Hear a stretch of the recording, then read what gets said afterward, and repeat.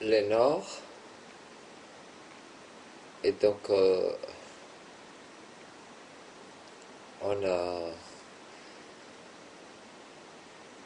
on n'a pas encore les textes de Fénelon, mais des citations qui fait la préface de Malebranche.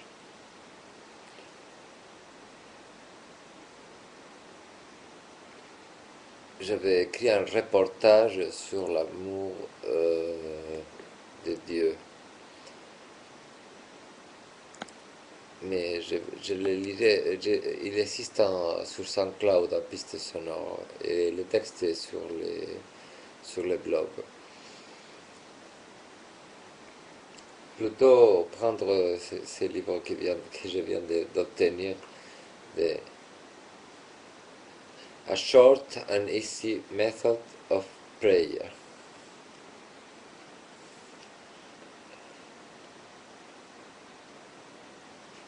First Degree of Prayer. Premier degré de la prière. Je ne vais pas traduire avec les mots même de Madame Gouillon la mode Gouillon, mais qui ici il signale et il s'assiste sur le fait qu'elle a fait 7 années de prison parce que même si elle était au sein de l'Église catholique, elle a été un peu presque mise de côté comme hérétique et donc ça intéresse les protestants. Il y a deux manières par lesquelles nous serons amenés aux plus hautes formes de prière. La première est la méditation. L'autre est la lecture méditative.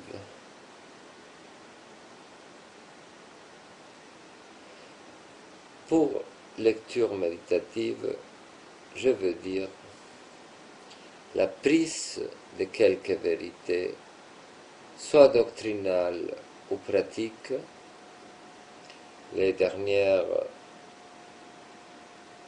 plutôt que les premières,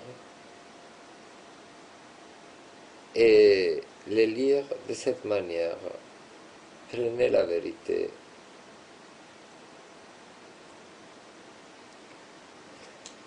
telle qu'elle s'est présentée à vous et lisez 2 ou 3 lignes, voulant, en cherchant d'entrer dans la pleine signification des mots. Et n'allez pas plus loin jusqu'à ce que vous ayez trouvé satisfaction en elle. Laissez les lieux seulement quand ça devient insipide. Après cela, prenez un autre passage et faites la même chose.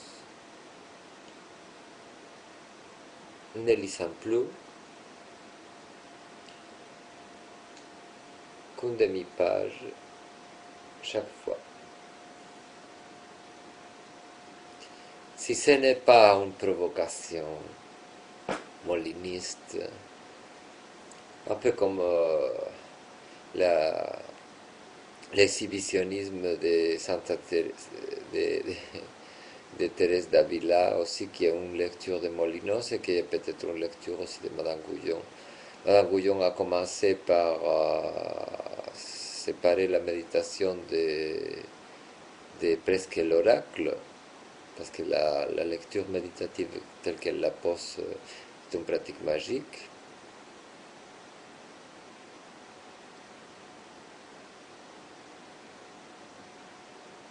Et j'en ai déjà beaucoup dit.